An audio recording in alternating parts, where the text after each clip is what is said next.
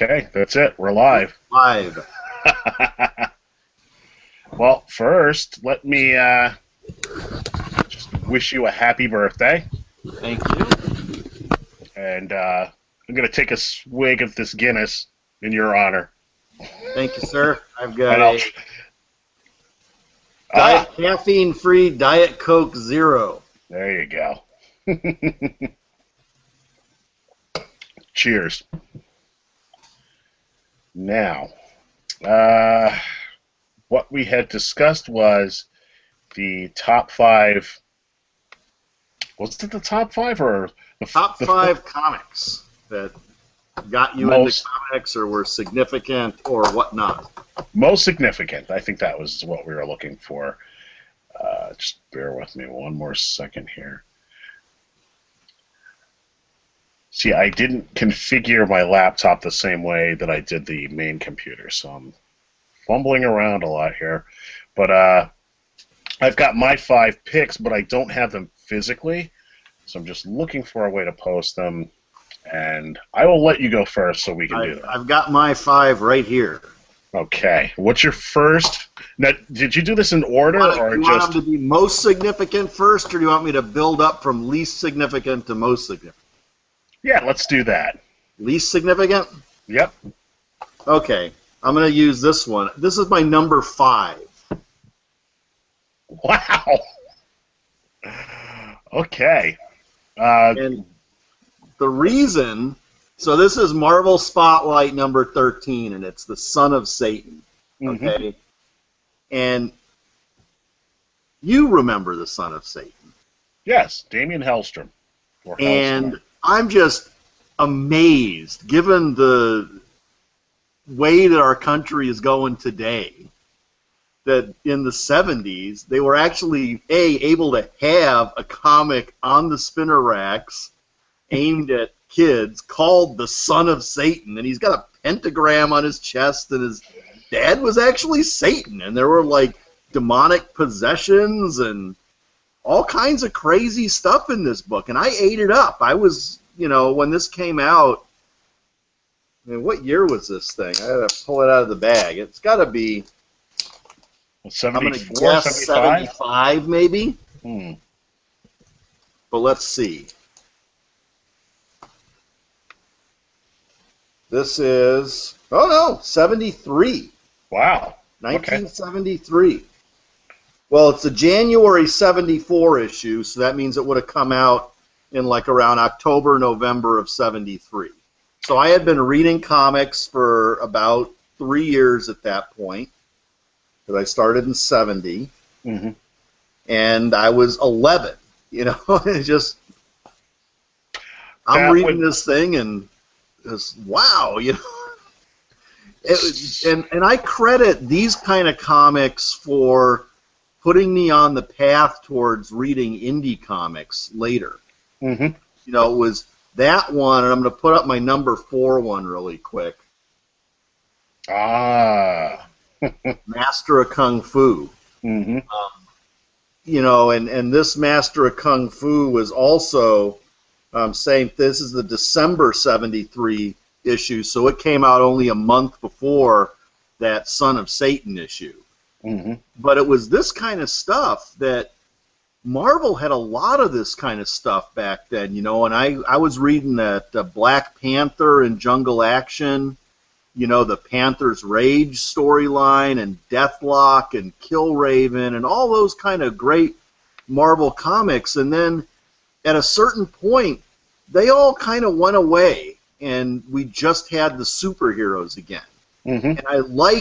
And we still had Tomb of Dracula going on, but Werewolf by Night got canceled, and Living Mummy didn't really last that long. Some of them, they got pushed out into the black and white magazines, but the regular 4-color superhero comics, and Master of Kung Fu kept on going, but I just had a taste for a lot of these different things. So then when a lot of these, First and Kamiko and all these companies came out, and I could get American Flag and Scout and Aztec Ace and all these different kinds of comics, and I couldn't get those kind of comics from Marvel anymore, which I was happy to get them from Marvel when they were putting out, all this variety. And then when they stopped, I just started getting indie books, and that was I was on a path at that point.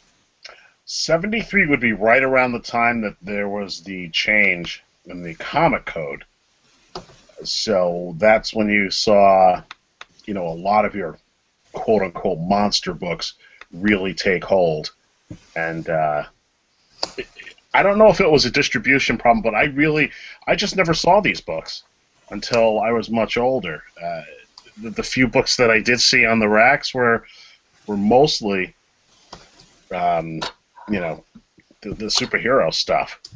Maybe it has to do with, I was, all the hippies and stuff out here in California, a little more liberal, and it wasn't really a problem. I mean, I would go to the liquor store. I would go to several different liquor stores. We've talked about this before. I know, it's like 7-Eleven. I don't remember what year 7-Eleven got popular. It was around that time, but I kind of split my comic buying between a couple of different liquor stores.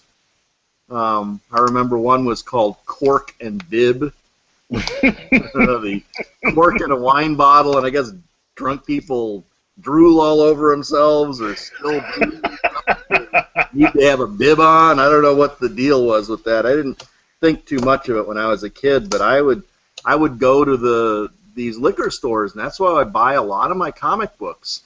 They had those big, long racks like you'd find at a newsstand. We didn't really have newsstands out here in the suburbs of Los Angeles, but we had these liquor stores, and then, of course, you had spinner rack in every single grocery, and even the kind of, I guess, I don't know, you call them a drugstore, sort of, but, like Thrifties and Save-On and that kind of store. That's like Osco now. Right.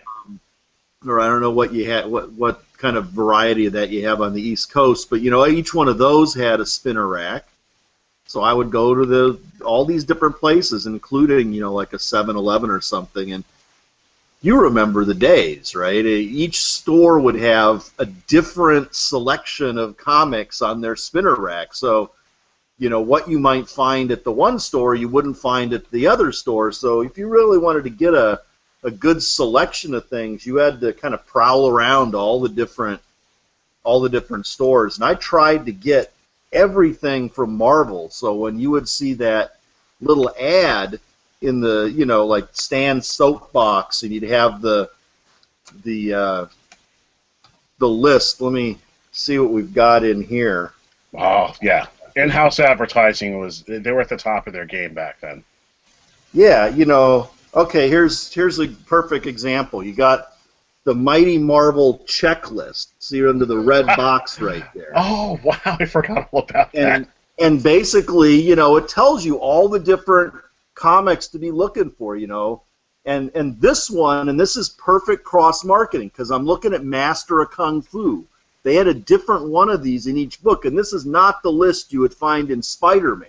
I'm reading Master of Kung Fu, and the checklist is Dracula Lives #4, Tales of the Zombie #3, Savage Tales #3, Crazy #2, and then they go into the superheroes. Fantastic Four 141, Spider-Man 127, Thor, Hulk, Avengers, Hero for Hire, Captain America and the Falcon, etc. But I mean, they were really targeting their advertisement, which is very smart, Yeah. But I would see all these names, and I'm like, well, I want to get all those, and I would, you would look at all the different stores and try to find all the different comics, and you'd have to go to 5, 6, 7 places to find them all. Yeah, it was not unusual to Saturday was our free day. That was the day, no school. The parents loosened up the apron strings a little bit, and you got to pretty much do whatever you wanted to.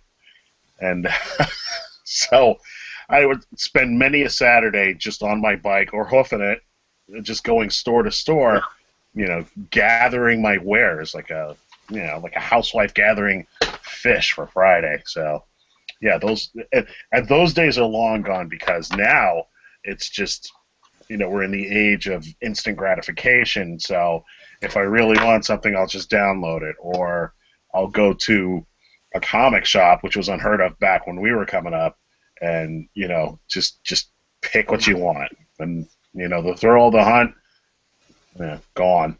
I spent a lot of time doing that. I would, even after school, because we would get out of school around, I don't know, like 2:30, quarter to 3, something like that. So there was, especially in the summertime and into the fall, there was some decent hours of daylight going Yeah. on there before dinner time and before you had to be in.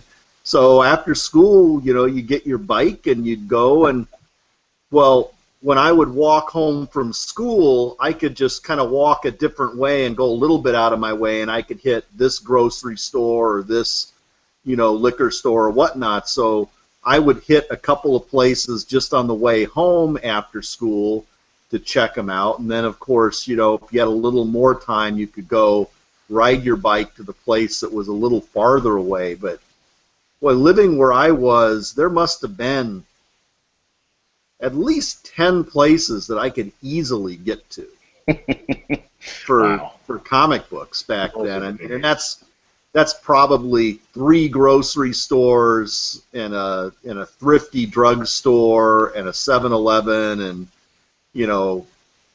3 liquor stores. There was just all these different places that you could go to. Wow. And how important was your bicycle back then? Because it just seems like the bike is not as important as it was when I was growing up. It was you needed that bike, especially here. It was easy. Certain places you could walk to. It would take 15 or 20 minutes to walk, but you could ride on your bike. That 20-minute walk takes 5 minutes on the bike, right? Mm-hmm. Yeah.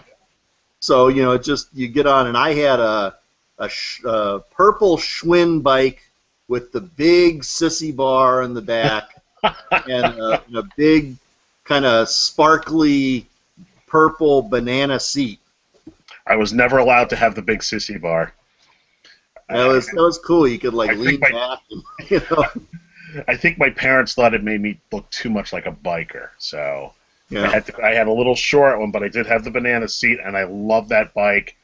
To this day, if I ever see it out in my travels, I'm just gonna get it, and I'll just bring it up here in the. Yeah, those Third old floor. bikes are very collectible now. And You when I ain't was kidding. in high school, I moved up to a 10-speed. Mm-hmm. Of course, that was much faster to get around on and everything, but it lacked a certain amount of panache. The 10-speed was just, it was a utility. You got where you were going, and it was faster and everything. Well, But it didn't have character like those old bikes had. right. The old bikes were like muscle cars, and the 10-speed was very practical, and it made you look like a serious biker, like somebody who just biked for a living, almost. The 10-speed is the Honda Accord or or Prius or something of the bike world, whereas the old Schwinn with the all the banana seat and all that's your That's your Camaro Barracuda. or your muscle car or something. It's just like a Trans Am. Mm. Wow. And all those cars are starting to, come back too in, new modern high-tech forms. All right, so we went from Son of Satan, and where do you go from there? Well, so I had Son of Satan and Master of Kung Fu, and then another one that was kind of key for me is this one here. Oh, yep, I recognize This is that. one of the first DC comics I ever got my hands on, and this is from 1970, November, December 1970. So that was right when I was starting to read comics. Mm-hmm. And this one, I didn't get at my normal place. This came out when I was 8, So back then, my mom didn't work, and in the summer, she would go. She was in a bowling league, Right. and I would remember that she would bring me because you can't just leave me home by myself. So when she would go bowling, I would come along, and she'd be bowling for hours in this league, and I was kind of left to my own devices. So the bowling alley was in this kind of shopping center, and a few doors down from it was a thrifty drugstore that you'd get those, the cones that were a nickel a scoop, and they had a spinner rack of comics. Yep. And then around, way down the other end of the lot was a grocery store, and they also had a spinner rack of comics. Mm-hmm. And it was at that grocery store that I remember, it's just like I had all the Marvel comics that they had, and it was just like, oh, this looks cool. And it was just the hand, right? The Felix, the fantastic fingers of Felix Faust. And this really burned itself into my memory. This reprinted Justice League numbers 10 and 11. Ah. Which, it's not even something that I was cognizant of at the time, but Justice League number 10 was cover dated March 1962, which is the month I was born. Mm-hmm. So Justice League number 10, which is this Felix Faust one that I've always had a weird connection to, was on the racks when I was born. Wow. That's just fate. So that was a really cool one, and I really dug getting my hands on that. Mm-hmm. So I wasn't even reading DC regular. I mean, I had, I remember, and I couldn't even put my hands on the specific issue that it was, but I remember this one, this Justice League comic, and I remember a Batman comic that had the Man-Bat in it, and the Man-Bat's hanging from the rafters in a museum. Yeah. Probably it was Neil Adams art or something. But that was another one that I picked up, just when my mom was bowling. I remember buying it at that same grocery store that must have been the DC grocery store or something, because it always seemed to have more DC comics than anything else. But I didn't buy that many DC comics back then. I got very few DC comics. And was that because you just weren't into them, or they weren't? And I don't know, because when I read that Justice League one, it really clicked with me. But I was, Stan would do his soapbox, and he made Marvel seem like the cool and happening place, and he was talking to you as a reader. It's just, I was a total Marvel zombie. I would read anything that had Marvel Comics Group written on it. I mean, I got Rawhide Kid, I got Sergeant Fury and his Howling Commandos. I even picked up Night Nurse when it came out for those couple of issues. I got all 4 issues, yeah. If it had Marvel on it, I bought the damn thing. Yeah, and, I think they did a better job on their covers. Yeah, and they always kind of had that banter going back and forth, and it was almost like if I'm buying a DC comic, I'm like betraying Stan and Jack and Gene and Jazzy Johnny Ramita and Gentleman Gene and Big John Verpurta and all the nicknames that everybody had. That's the big thing, right? They all had these snappy nicknames, and people a lot of times, they talk about Stan and they're, Stan takes so much credit and he doesn't deserve it. It's like, to me, there were all the different artists, but Stan, he was that spark, and he created that sense of community. He gave those nicknames.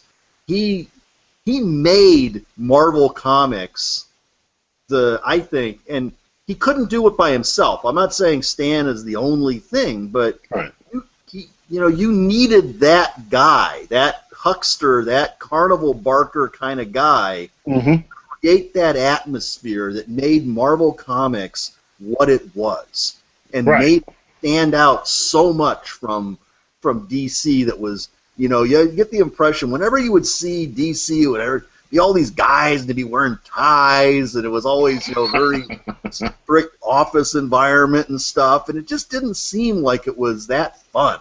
Right.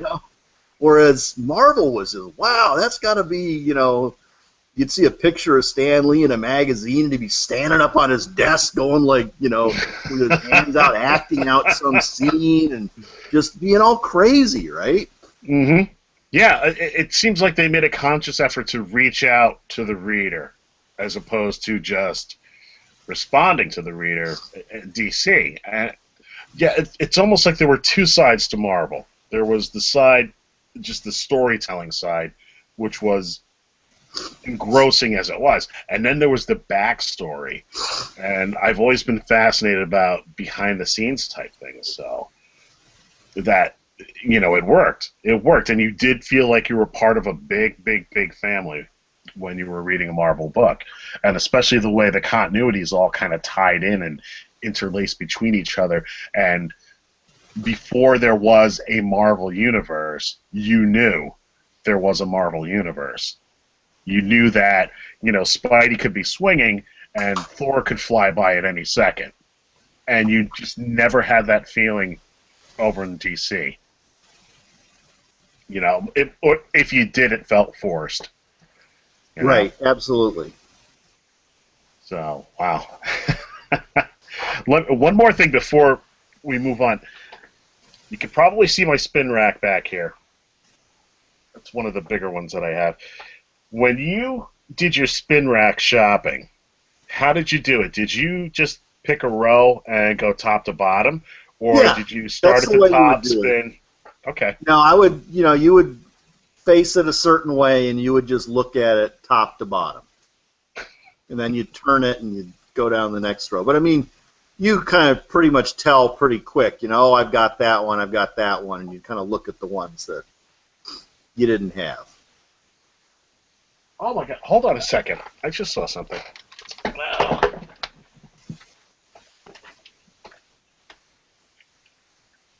Wow, this works out great.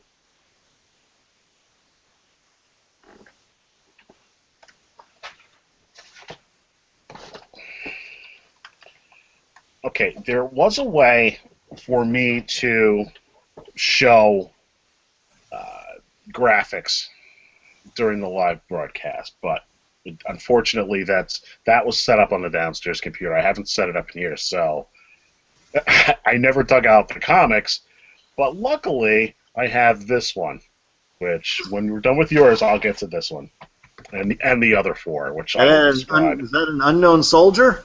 That is Star Spangled War Stories. Star Spangled, so that would have been, that's got Enemy Ace in it. Uh-oh, right. He's taking it out. Oh, I've just unslabbed it. I loved the Enemy Ace. I wasn't reading those when they were first coming out. 1971. But I went back to Enemy Ace when I was a little older, and I bought them as back issues. Something about the Enemy Ace and the Unknown Soldier, very appealing to me. I loved those characters. Yeah, good stuff. Good stuff. All right, what's your next one? Okay, this one. Wow. This I got before I really started reading comics full time. So this came out actually before Amazing Spider-Man 88, which I kind of regularly credit as my first, when I started. So this is the April 1970 issue. Right. And another one that I would buy, comics here and there, and at this point I'm still getting, like the odd Disney comic or Richie Rich, Little Audrey, all these kind of things. And, in this one I did buy a Fantastic Four one. And I remember this story, this one panel, for some reason, really. I'm going to put it up here. Get it in the thing. Johnny is holding Franklin. Oh, God. And Franklin is saying flame on. He's saying flame on, but in baby talk. And for some reason, it's just like that panel stuck with me, and it was like it's flame on, It's like for the Human Torch.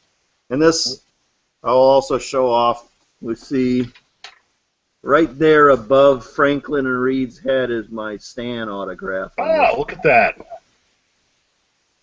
Very nice. And I'm touching it. Oh, blasphemy. But no, that, so that was probably the first Marvel comic I had ever gotten my hands on. This Fantastic Four here. But it was, it's still, I would not come back, and I didn't buy, after this Fantastic Four, I didn't buy another Fantastic Four off the rack until probably around 125 or 126. It was the issue that had, there was a kind of a shiny cover stock poster in the center spread of it that had a bunch of FF villains on it. It had like the Frightful Four and Medusa and other kind of characters. It was like issue 126, 127, somewhere around there. I think Thundra was in it. And so even though I bought this issue, which was 97, it didn't grab me to the point that I was then going back and buying 98 and just buying every issue. So that goes up to number 1, which is this one right here. So this is Amazing Spider-Man 88, and we'll bring it in, and you see... You got a little magic marker on there. What's that all about? So there's Stan, and then if I move... where's my... There we go. John Romita. Wow. Autograph on there. So this one did it for me. So we've got John Romita Sr., to this day my favorite Spider-Man artist. And once I read this one, I came back the next month and I bought issue 89 and I bought issue 90 and, all the way on. And I was hooked. I was buying Spider-Man, starting with this issue. And I jumped from Spider-Man over time into other Marvel comics and then later, into other DC comics on a regular basis and then indie books. But it was this issue of Spider-Man, something about it just clicked with me and made me come back, and I just, from that month on, I was buying every issue of Spider-Man, and subsequently I kind of rolled off into the other Marvel comics. So that was 1970.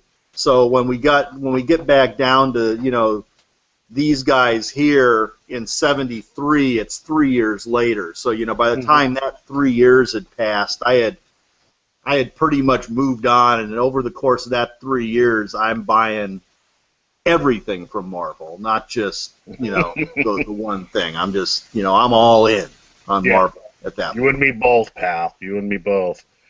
Wow. So that's unusual because that's not a real memorable book. I mean, that's you don't hear a lot of people, I'm mentioning that book as the one that really caught him. So for you, it just had to be timing. It was just something. You were just in the right place at the right time. The book was there, and who knows if it was issue 87, it may have never happened. Well, I don't know. I mean, I think it was the combination of Stan and John Romita, and since they were doing it, maybe if it had been a Gil Kane issue, it might not have done the trick for me. But it also was kind of a continued story, and Doc Ock was back again in the next issue. It wasn't really a continued story because they had a sort of a closure, but I look at when I saw Stan back, it must have been 10 years ago or so, 10, 11 years ago, when he autographed this book. Mm-hmm. And I brought it. This was back. It seems like longer, but it's only been like the last maybe 7, 8 years that Stan has been uber popular, where, you know, he's got like all the media attention, and, you know, it was kind of, I guess it was really before the movies and before, you know, the current crop of movies and the cameos, and, Right. you know, now he has this entourage with him wherever he goes, and you can't get near him and all this kind of stuff. I mean, back when I went and saw him with this comic, there were maybe 50 people in line to go see Stan and get something autographed. And most of the people in line had, you know, the kind of stuff that you'd expect to see people in line with. You know, they had Amazing Spider-Man 50, you know, Spider-Man No More. They'd have 100, or, you know, the inexplicable people who bring along, you know, Hulk 181 to have Stan Lee sign it, even though he had nothing to do with that book other than every Marvel comic says Stan Lee presents in it, so people think that he has something to do with them. You know, and when I got up to the front of the line and they're, hey, you know, and I give him this book, and he's like, he picked it up and he like looks at it and he's like, and he starts flipping through it and he's like, I haven't seen this comic book since I wrote it. You know, it's like nobody brought him this comic book. And he's like, why? He asked me, why did you bring me this particular comic book? And I told him this story, at which point he said, come around the table and get a picture. You want a picture with me? And I'm like, sure. Nice. You know, so I went around the table and gave the camera to somebody else, and he put his arm around my shoulder, and we got a, that's my favorite, that's my little avatar picture on Facebook and other places, you know, it's like me and Stan.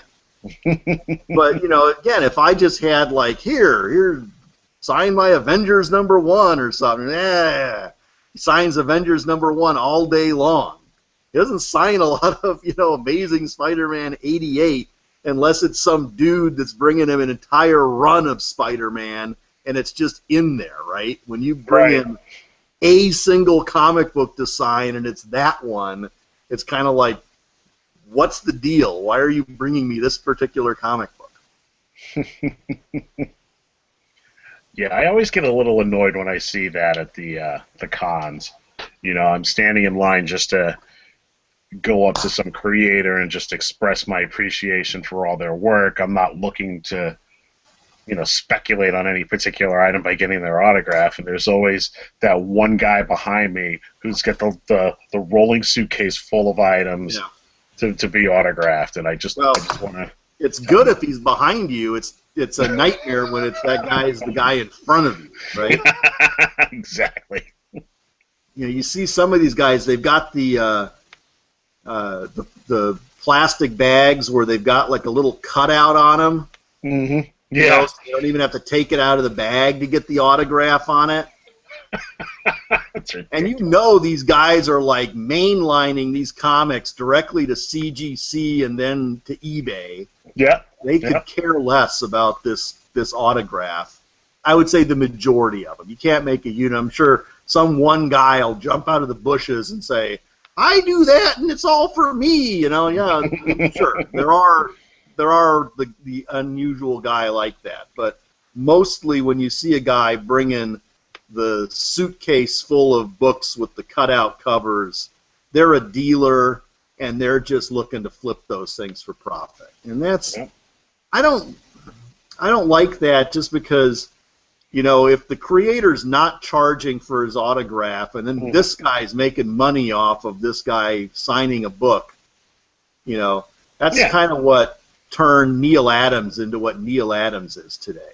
Where he charges $10 for an autograph because so many guys were just getting free autographs off him and turning around and selling them on eBay, and Neil actually looks at the internet. Like, Stan's completely oblivious to any of that kind of stuff that goes on unless somebody was to tell him. I'm sure Stan's not cruising around eBay or anything. But, you know, Neil saw that kind of stuff happening and saw people making all kinds of money off of his signature, and he's like, well, screw it. I'm going to make some money off of my signature if you guys are going to make money off of it. Now, Right. people can't get a Neil Adams autograph unless they want to fork over $10, you know. Yeah, you're absolutely right. It's a sad state of affairs. But to anybody who's watching or listening, if you do get a chance to go to a convention, you don't have to go there just to get autographs. Go up, find your favorite creator, just stop by and say hello, because trust me, they really do appreciate it. And I've never ever had a bad experience from any of the creators. Neil Adams was one of the first, and he's by far one of the nicest guys I've ever met. And I had seen him on the street a couple of times, and had gotten a nice hello from him. So, big ups for that. Oh, he's pleasant enough at the cons. It's just he's got a little sign that says, you want an autograph? Show me the money.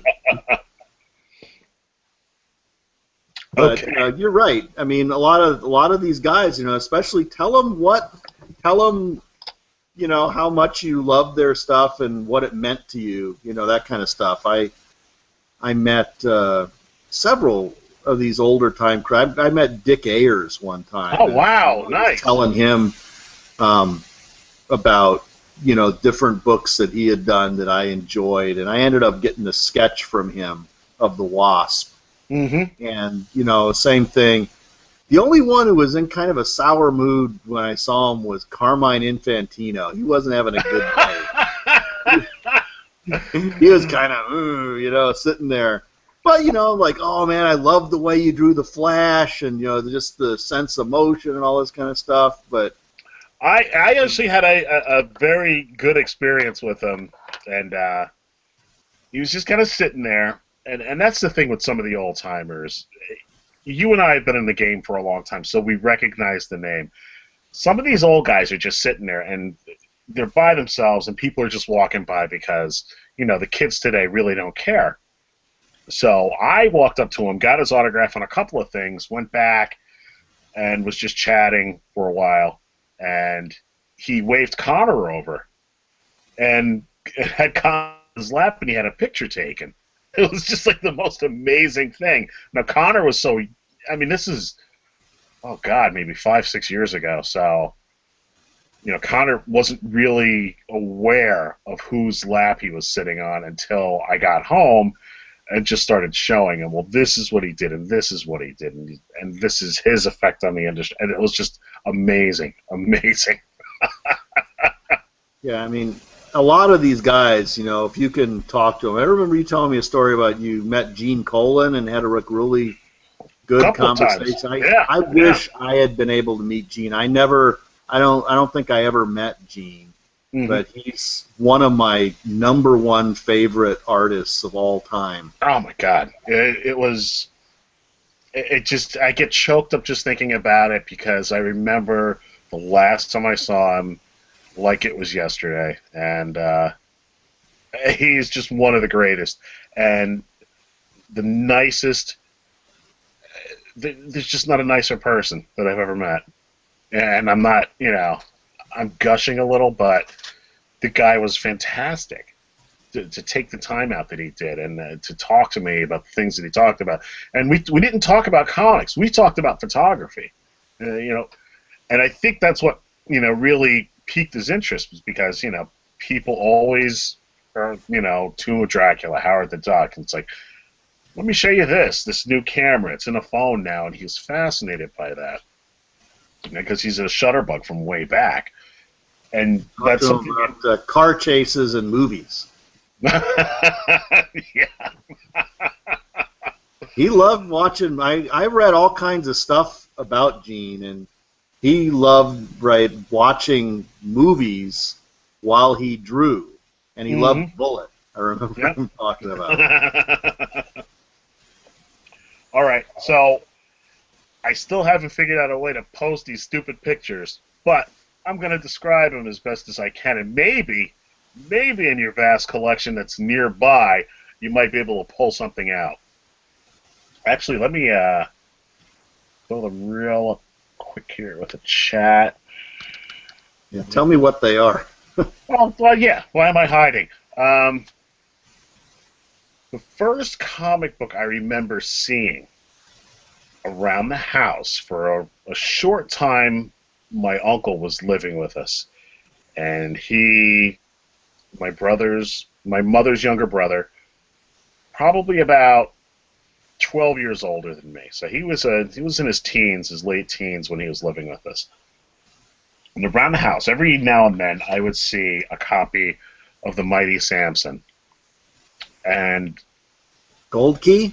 yes, now this book fascinated me because they had painted covers of this dystopian future that fascinated me. It was something about seeing New York City in ruins and buildings overgrown with vines and crazy you know proto dinosaur type animals, and this guy with this big club and this eye patch and a loincloth just whacking the heck out of a pterodactyl or some type of monster really captivated the little 6-year-old Rick at the time. The unfortunate part was the artwork in most of these books weren't that great. And that's all I'm going to say about it. I will say, I know I only have 2 issues of Mighty Samson. Oh, really? I have issue number 5 and issue. I'm looking at my want list here. Mm-hmm. I've got like the entire run on here except for issue 5 and issue 24. So those are apparently the issues that I've got. They're in some box somewhere. But I didn't buy a lot of Gold Key books, other than like I've collected some Disney, the Uncle Scrooge and stuff. But a lot of those, and that's very typical for the Gold Key books, is that they've got those gorgeous, lush painted covers. Oh yeah. Inside is like just the pretty much crudest comic book art. It was very sweatshop, just kind of not out. Not really good stuff on the inside. And that tradition is carried on today by a lot of comic book companies who I don't want to publicly shame, Zenescope. There goes that sponsorship. Yeah. They're not the only ones, but they will hire these really top-notch cover artists. You got like Eric Basaldua and Nei Rufino, and just like they've got beautiful, beautiful covers. And it's not like it's terrible. Actually, the insides of these books is much better than the Gold Key insides, but they are not up to the standard of like even what would make it as a kind of like C-list Marvel or DC interior. It's just more like, it's not even stylistic. It's similar to the Gold Key in that you can tell that it's not like the guy has a style that looks like that. It's like they're trying to do, John Romita or Gene Colan type of work, and they're just not quite there, or they're working really fast, or whatever. Yeah, that's the biggest one I think for back then, is just get out as many pages as you can. But now, all that did, those books, was just, I didn't know what they were. And I asked my uncle, these are comic books. It's like, okay, that's a comic book. And then I just moved on with my life. Now, that's got to be around 66, 67 hits, and all hell breaks loose on TV. Saturday morning, we've got Superman, Aquaman, we've got Fantastic Four, Spider-Man. What do all these have in common? One, they're all, superhero comics. Two, at the end of all of these cartoons, in the credits, featured in blah, blah, blah comic magazine. Huh. But I've never seen these, so couple of years goes by, and I'm getting a little older, a little more independent, and I get to travel on foot to a little store that's about 7 or 8 blocks away. And they didn't have a spin rack. They had the big magazine rack, and on the bottom 2 shelves, they had all the comics laid out.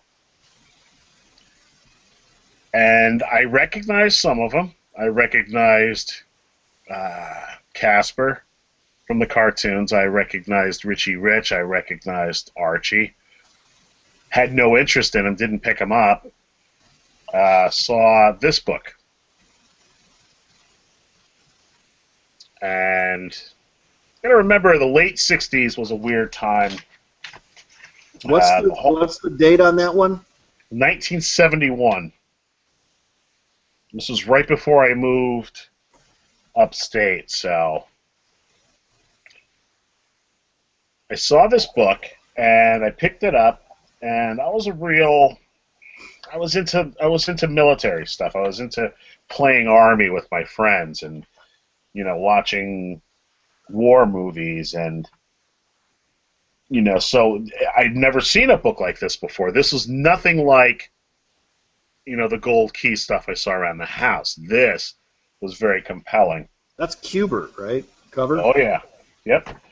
So, in the back, not the good stuff, not the Unknown Soldier or Enemy Ace, which has got a really great pinup right here. Oh, that didn't get me. What got me was this little story in the back. Lame Duck Glider. Now, what happened was, I stood there and I read this story. Every panel, studied every square inch of those 5 or 6 pages.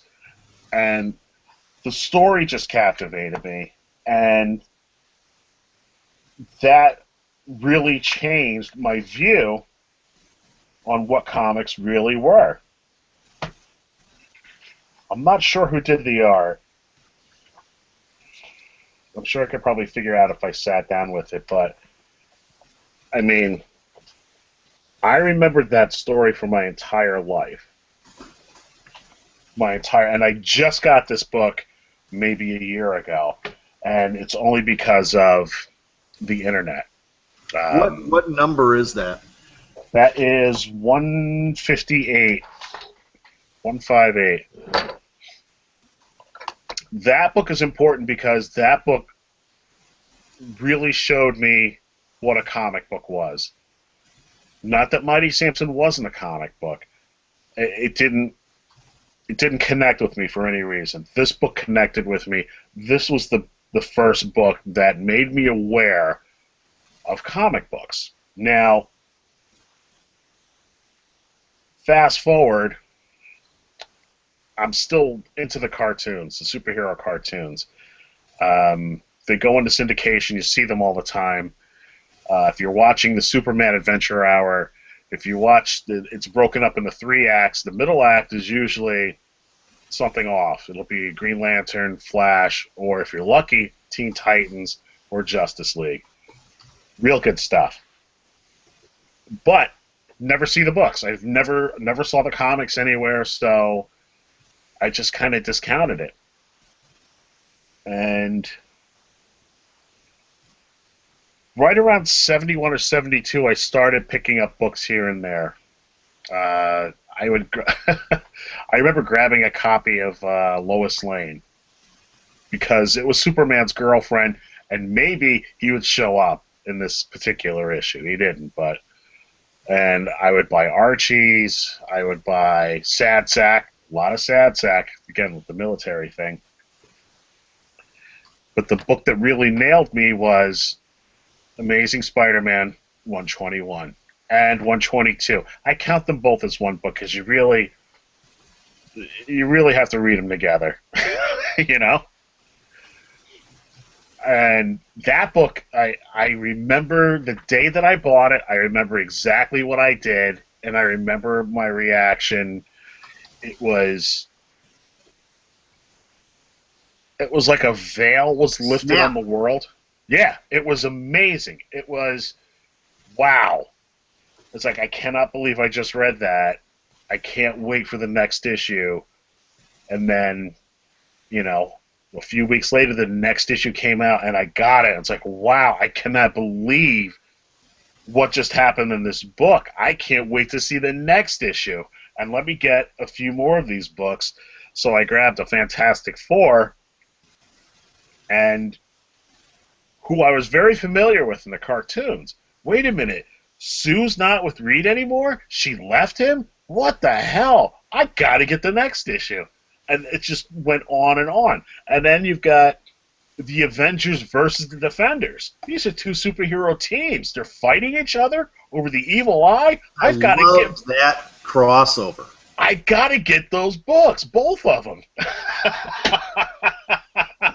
I was the same way. I wasn't getting Defenders before Right. the Avengers War. I was buying Avengers, but not Defenders. Never even And heard of after Defenders. that, I'm buying Defenders. Yeah, yeah, and it's just the more I read, the more I got into it, and Marvel had you hooked. They had you hooked with the little ads at the very bottom of the page.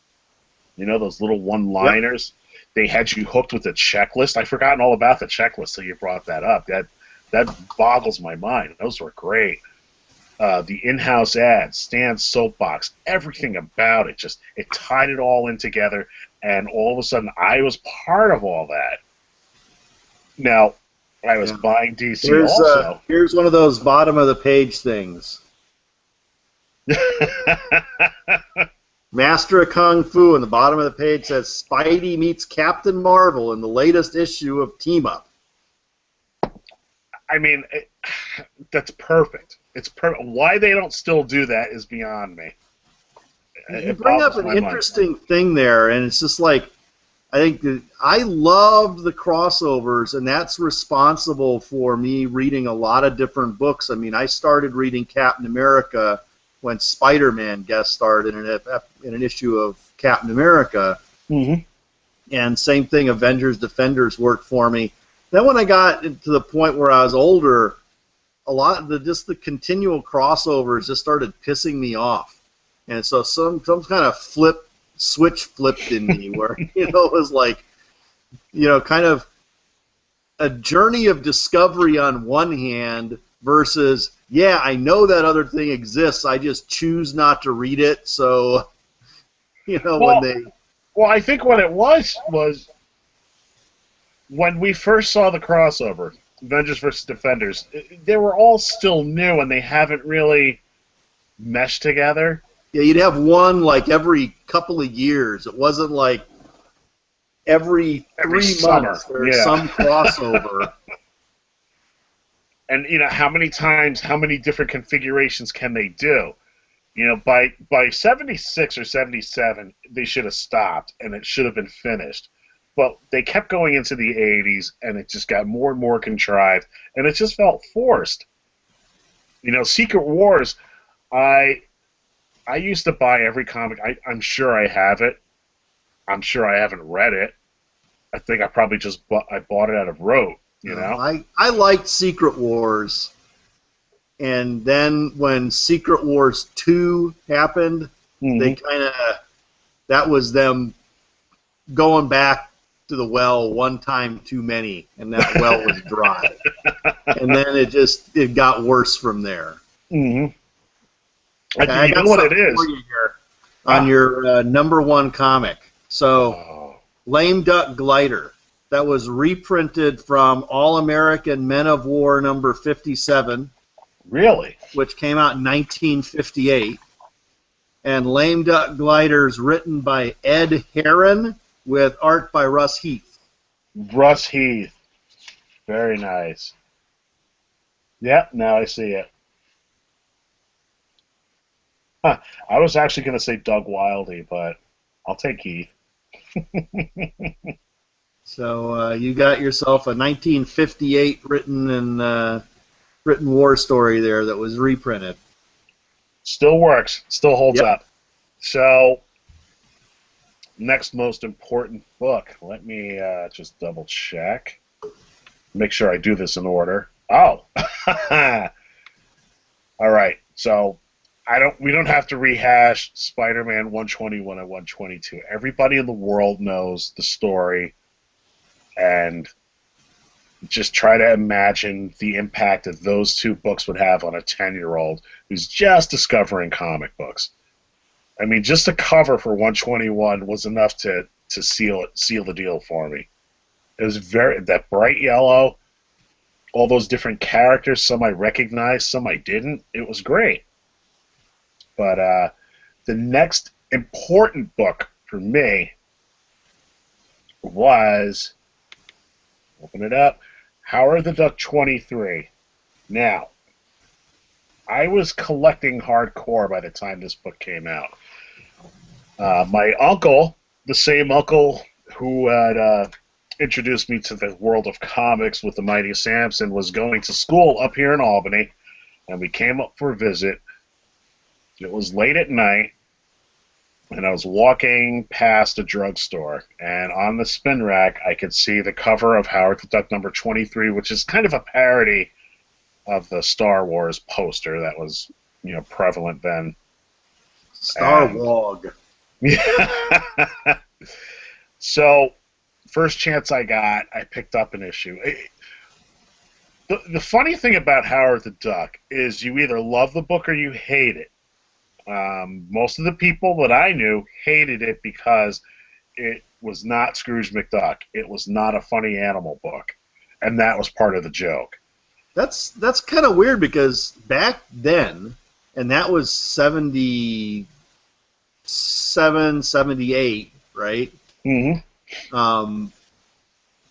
Howard the Duck was so hot. I mean, that was one of Howard the Duck number 1 was, and that would probably have been around when 23 was out, because number 1 would have been a couple of years old at that point, right? Mm-hmm. Right. I remember distinctly that one of the hottest comics out there, and like it cost, I don't know, $20 or $30, which was an astronomical amount of money back then, right? Yeah. For a comic book.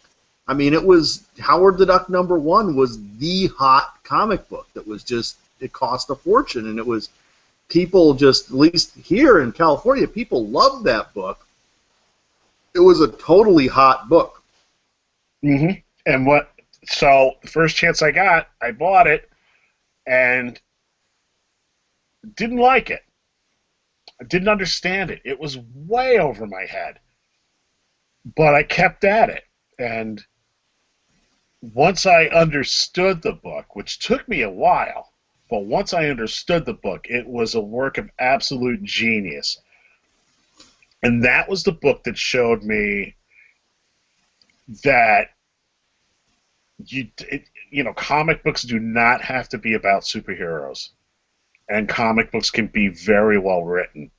And comic books can be educational. Steve Gerber's writing would force me to the dictionary more so than any of my teachers would. Gladly, and I would just read his stuff over and over and over like it was literature, because in my mind it was. And I remember giving a copy to my mom to read, and she was blown away. She came from the generation of the funny books that you read are just a waste of time, but she read an issue of Howard the Duck, and after that, I could get anything I want. She could see that I wasn't, rotting my brains with the latest issue of Hot Wheels or whatever. But that book really intellectually solidified me collecting comic books into adulthood, because I don't think if I had caught that book at the right time, my interest might have petered off, as it does with a lot of people, once they hit a certain age. So I think it was just serendipitous. The timing was perfect. Here's a book that's a little more adult for your mind that's a little more adult. And while you're at it, here's some magazines down here. Maybe those will pique your interest too. It's like, oh my God, they got Marvel magazines. Let me get those. And it just kept the momentum, that's been running all these years. So yeah, that was a big deal. That Howard the Duck was a big deal, and I'm not even going to bring up the movie. Well, the thing is, though, the fact that they made that movie is an indication of how popular and how hot Howard the Duck was. Mm-hmm. Because it would have never, ever gotten greenlit if Mm-hmm. that book was not. I mean, the movie was a travesty. Don't make no mistake about it. But, I think that they could have made that movie today with CGI, Yeah. And probably a far better writer than they had for that movie, But All I remember is there was one scene that caught, and the scene just looked like Gene Colan had drawn it, and that was the only, and that was it. It was just a quick 1 second thing. It was like, oh, that's kind of cool, but the rest of the movie was just a travesty. And yeah, I would love to see a modern interpretation where Howard the Duck actually looks like, the way we've come to know him. unfortunately, even Marvel has horribly, horribly redesigned Howard the Duck in the last Yeah. several years Yeah. to look very different than the classic Howard the Duck look. Now that Disney owns Marvel, I wonder if they can cut them some slack and let them go back to the original Howard the Duck look. It's not like they got to make him look just. I mean, I can't say stupid, but I mean, it's stupid only in that he doesn't look like we expect him to look. Well, right? It was Disney that forced him to wear pants. Yes. Remember that? Yes. There can only be one free-balling duck around, and his name is Donald. Oh, all right. So we had Mighty Samson. We had Spider-Man, or Star Spangled War. You had Spider-Man, and you had Howard the Duck. Okay. Well, I don't think I did this in order of importance. I did this chronologically, but that's fine. And this next book is really important to me, and probably to you. Maybe not. It's a book called Saber. Oh, yeah. Put out by Don Eclipse. McGregor. And yes, my good friend Don. One of the first graphic novels, right? I mean, it was. Yeah. There are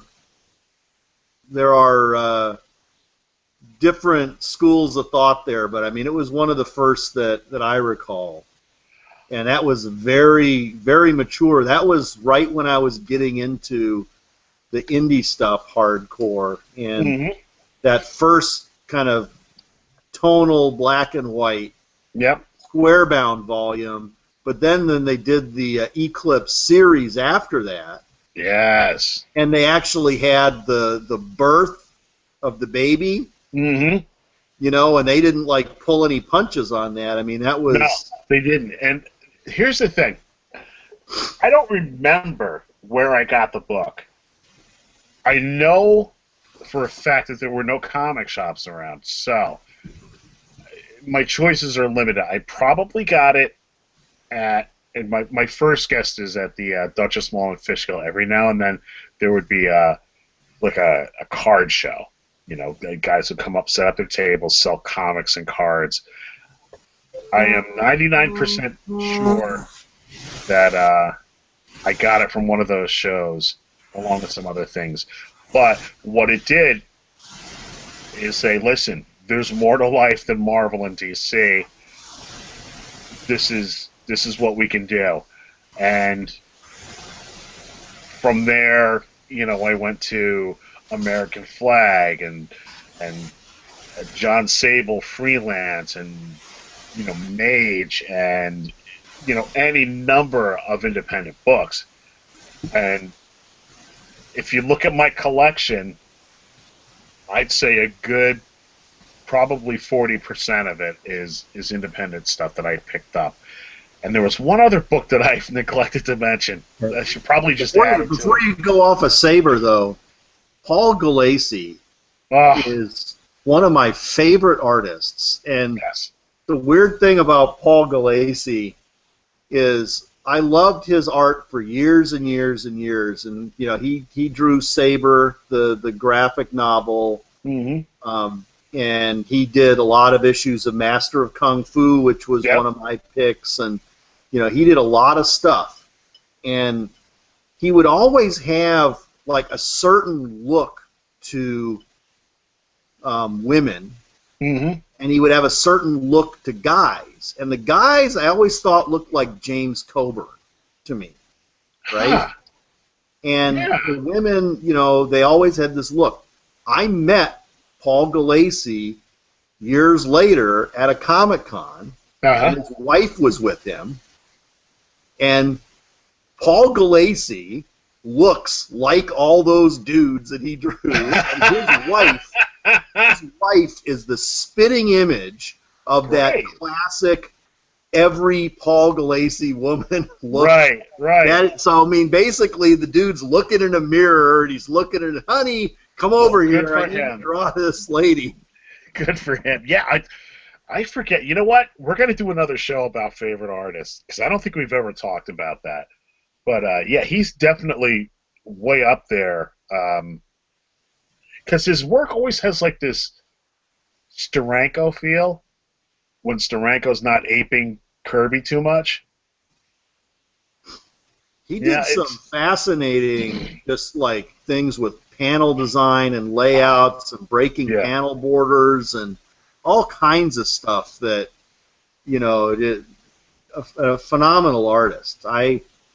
I bought a couple of pages off of him when I saw him at that con. All right, let's see him. And I got them on the wall over here. You want me to pull them out? I got a Punisher page and a Jonah Hex page. I mean, they're later Jonah stuff than Hex. his old stuff. Wow, wow, that's nice. The other book that I was struggling to whether I should even bring it up or not, but E-Man, the Charlton's E-Man by Joe Staton. Oh yeah, I love that book. I don't know why, but I love that book, and because I loved it, I would buy Charlton books looking for that magic, and was disappointed over and over didn't again. find it anywhere No. else. I almost got it with Vengeance Squad, but nothing ever came close to E-Man, and when he went to First, it was great, and I actually met him a few times and, got some sketches, but I only ever first discovered that when it was in First Comics, and it wasn't until years after I had gotten all the first ones. They had the spin-off Mike Mauser got his own series after a while, and all that. Then I found out that there had been a Charlton run that I subsequently went back and collected those issues. which I I had thought, no for idea my when they were taste, first coming out. I thought it was the better run. I thought the first stuff was a little too tongue-in-cheek, little too full of itself.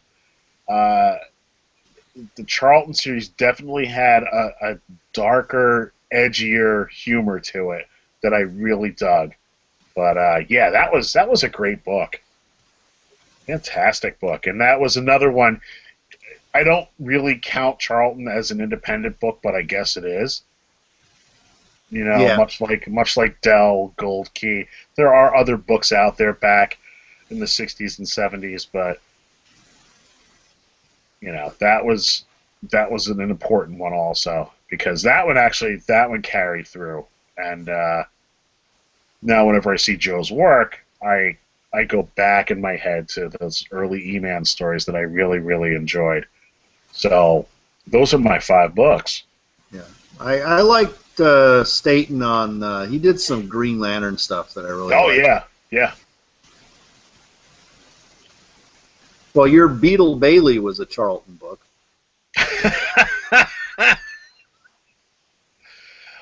I guess back in the day, Charlton, they were, Blue Beetle before DC got their hands on Blue Beetle, and Ditko did the Question there. Yeah. There was a lot, and all those characters that should have been the Watchmen.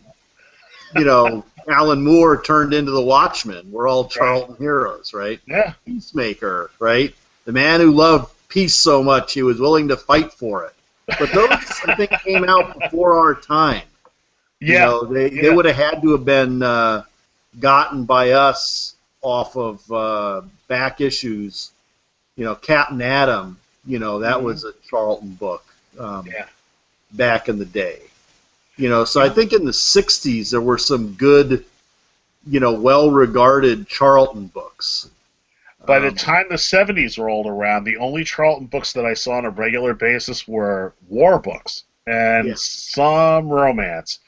I think that's why you were in the Charlton, because Charlton did have a lot of that, Army attack, Army war heroes, fighting Marines, and a lot of those war comics. Yeah. If you dig them, there was another outlet for those kind of books, and they were probably halfway decent comparatively to some of the other stuff that they did. Yeah. I mean, a war comic's a war comic, but let's not disregard the romance stuff. Yeah, because I have a huge collection of romance books, and they were horrible. They're almost unreadable. But yet I feel compelled to buy them. Even to this day. To this day. I'll see them in a nickel box, and it's like, how much for the whole box? I need these books. I want to see sappy stories of horribly drawn women and their trials and tribulations. Yeah, they were another one that if you got the wrong book from them, they had just incredibly crude art in those books that it was, and they didn't have the benefit usually of having that snappy painted cover on it. The cover looked pretty much just as crappy as the inside did. Hold that thought. Let's take a look.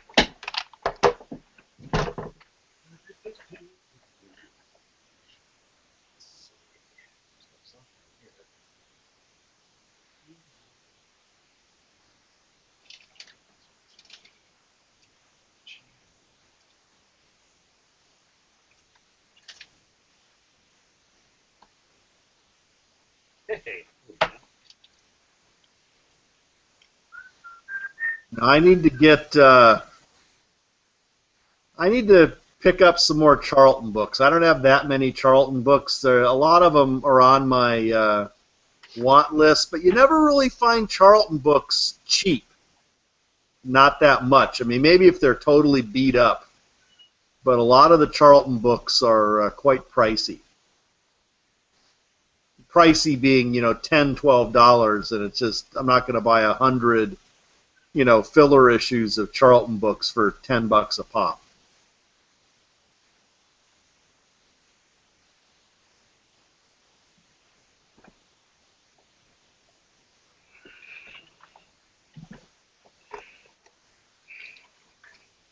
Okay. Didn't actually have what I was looking for, but here's an example of a really nice painted cover. And the artwork is not too bad, but not great.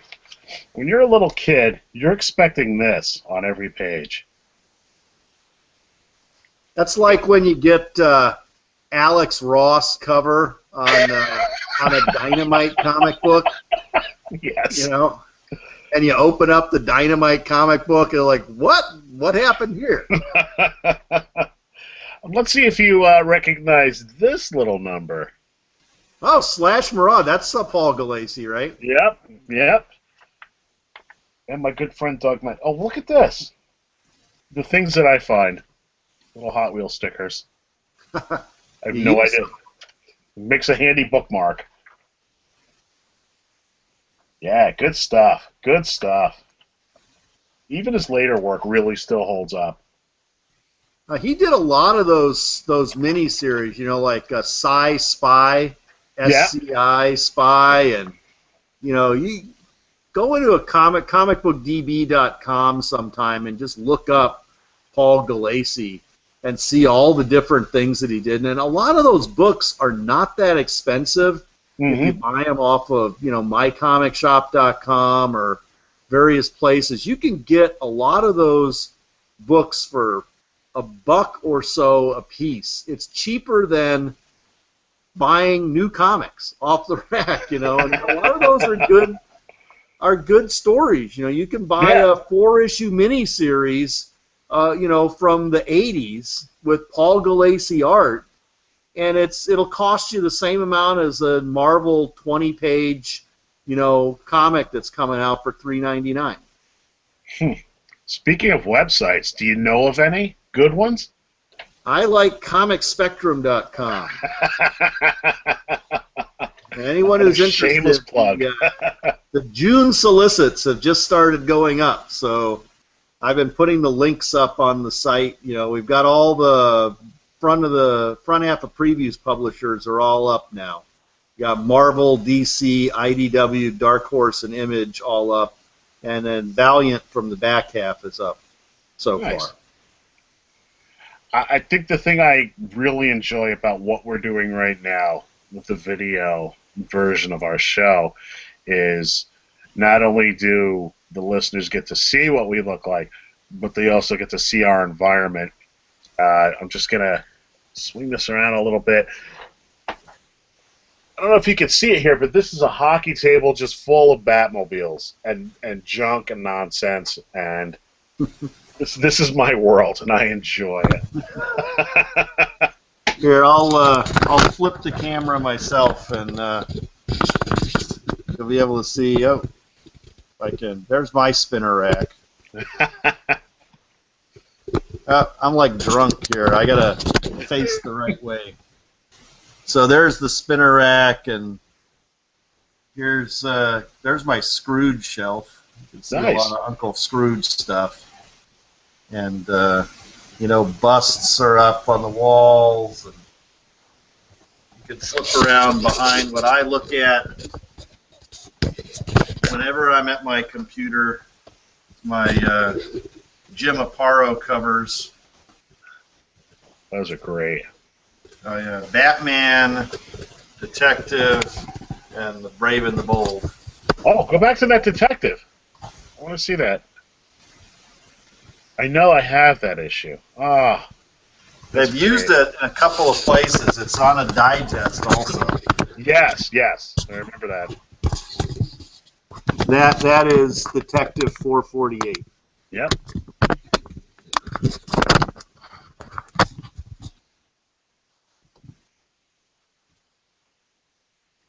I keep looking at the Superman cape behind you. I want to try it on. When I get out there, and I will, I'm trying it on, but I'm also going to wear the Iron Man helmet. I'm going to confuse everybody. I've got a Captain America shield, too. Oh, that's even perfect.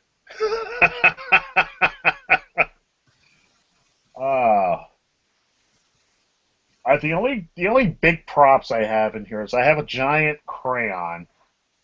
It's about this tall. I'll have to, at some point, we'll do another show. I'll give everybody a little tour of the third floor. A giant penny and a Tyrannosaurus Rex. Becca said no. I mentioned that when we first moved in, and she's not even a playing card. Nothing. Not even a big joker.